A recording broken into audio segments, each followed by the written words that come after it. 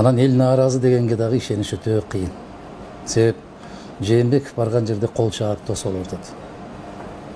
Айланайын өмүрүңө береке берсин деп бата берип атат. Алмаз Шаршеновичти да ушундай кылып тосуп алып, маңдайынан сүйүп, кучактап, сүрөткө түшүп, аябай мыкты иштеп атасың деп келген ушул эл.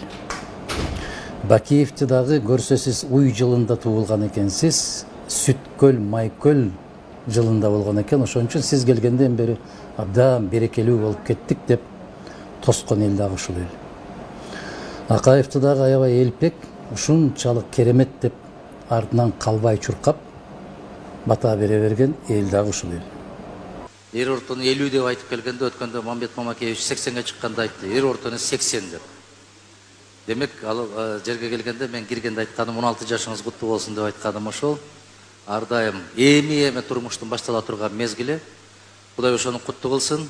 Бул жерде президенттин куттуктоосу, Акмат Салиевичтин куттуктоосу, Адыл Салиевичтин куттуктоолору жаңырып өттү. Биз бул жерде турган коллегалардын бардыгыбыз ошого кошулабыз.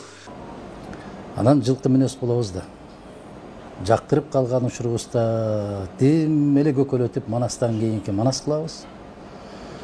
А кеткенден кийин тепкиле олтуруп эң акыркы кишиден да төмөн түшүрүп жиберебиз.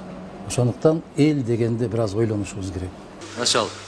Ошону чапкылаганда ар качан жортулуңуз баягындай ийгиликтер менен келсин. О чем я говорю, вы прекрасно поняли.